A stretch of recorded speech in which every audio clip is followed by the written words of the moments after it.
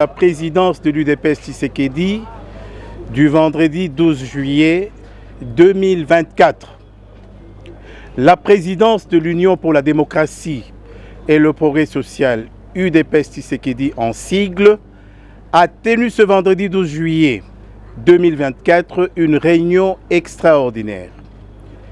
L'UDPS Tshisekedi a examiné tour à tour la situation sécuritaire du pays, la situation sociale de la population et l'expression de frustration de quelques cadres du parti. 1.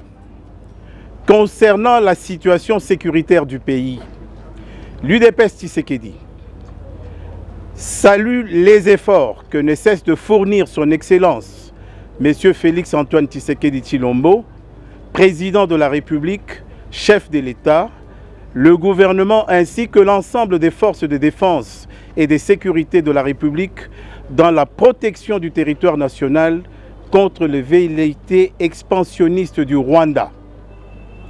Renouvelle sa loyauté à son Excellence Félix-Antoine Tshisekedi Tshilombo et lui garantit un accompagnement indéfectible dans la réalisation de ses missions, particulièrement dans la recherche du retour de la paix à l'est de la République.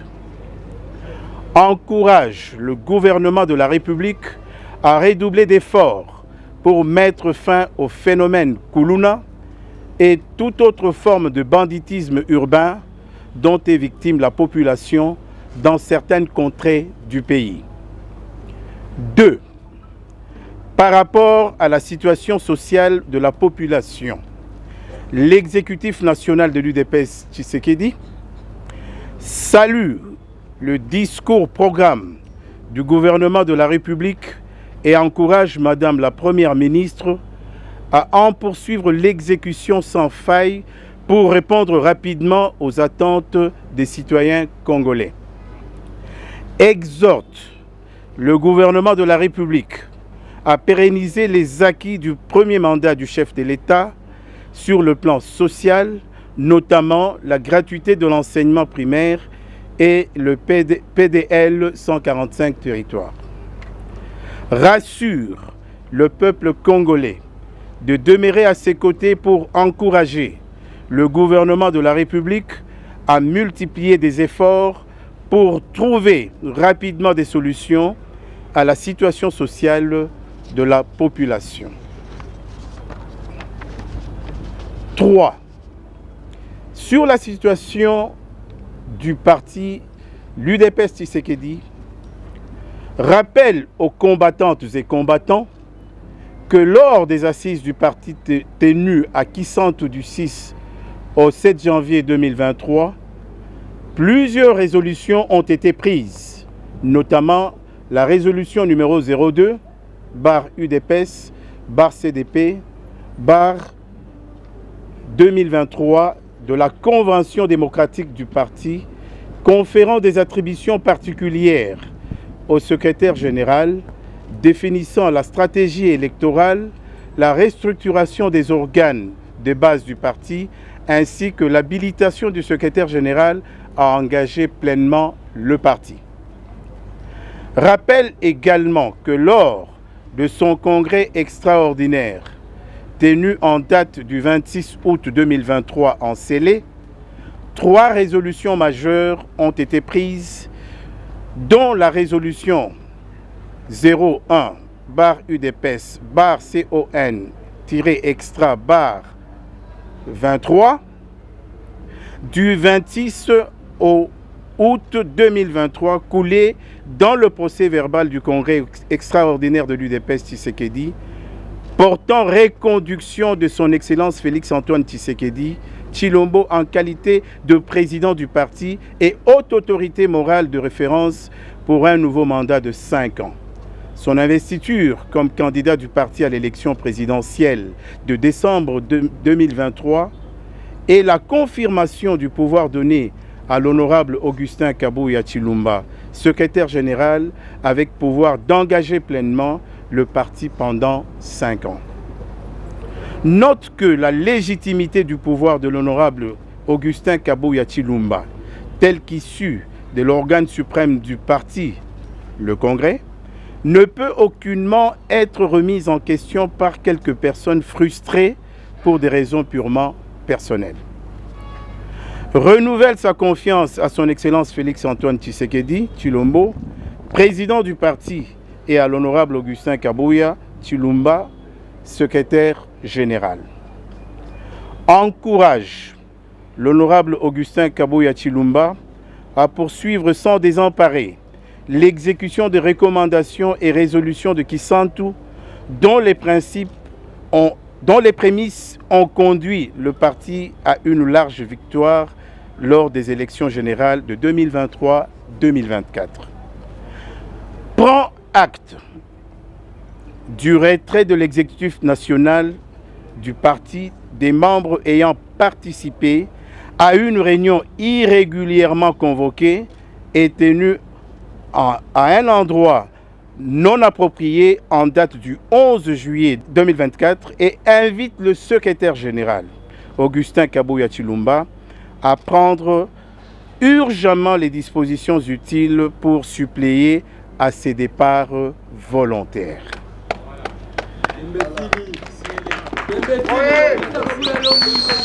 Fait à Kinshasa le 12 juillet 2024. Je vous remercie. La liste des membres de l'exécutif ayant pris part à cette réunion extraordinaire.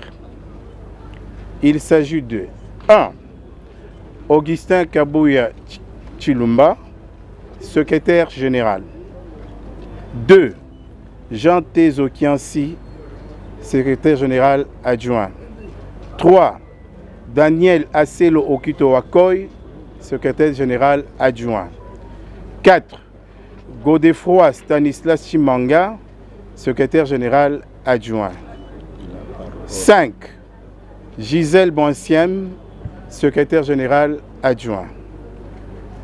Honorable Kassandaka de Serkas, 6. 7. René Moulay Chiboui. 8. Célestin Bessembe Bekanga. 9. Brigitte Mateta Makenda. 10. Lukusa Lea Nixon. 11. Maboya Damazo Ani. 12. Léon Zindula. 13. Pabolangi Ange. 14. Edith Lukuna Wabantu. 15. Irène Kanza. 16. Baruti Limbaya Clément. 17. Konga Yamokoy Martin. 18. Mpaba Kikwanga Raoul. 19.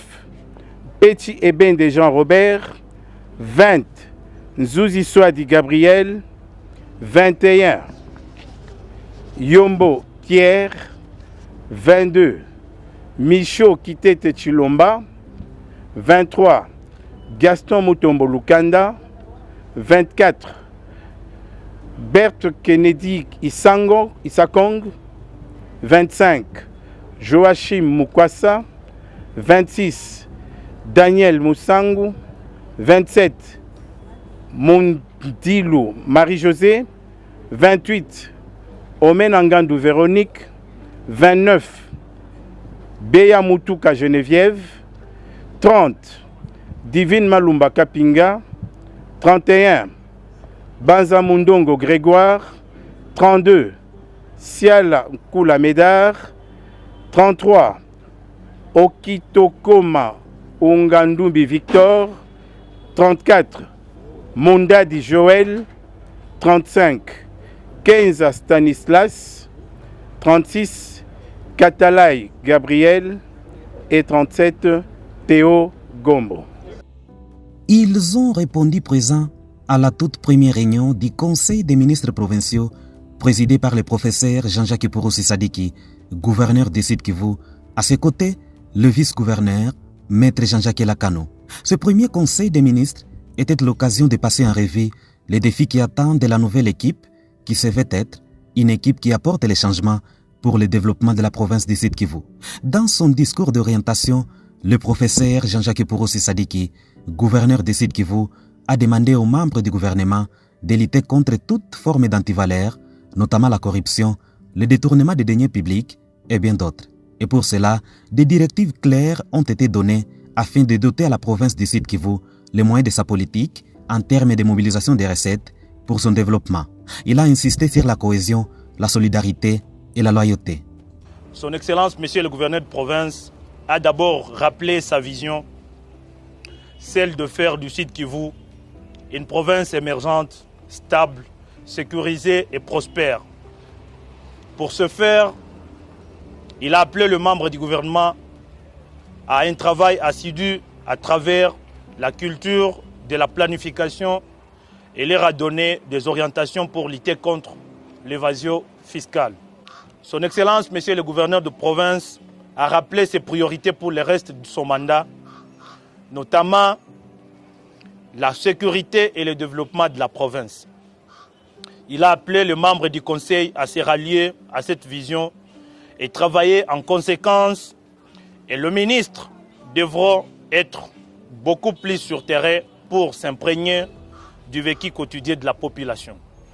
Des questions relatives à la problématique de la spoliation des domaines publics de l'État, des contrats de partenariat public-privé et la restructuration de la direction provinciale d'encadrement et de mobilisation des recettes, la DPMR, ont été évoquées au cours de cette réunion et d'importantes décisions seront communiquées au public. Toute personne qui se vertuerait de spolier les biens du domaine public et ou privé de l'État est instruit les services habilités de prendre les mesures appropriées pour la sécurisation des biens de l'État.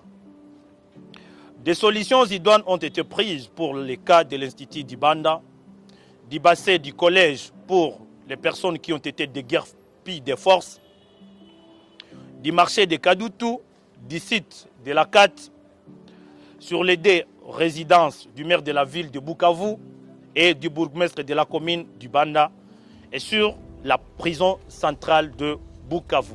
Le gouverneur Jean-Jacques Purusi Sadiki a réaffirmé sa politique de proximité, annonçant au passage que les prochaines réunions du Conseil des ministres vont se tenir en dehors du chef-lieu.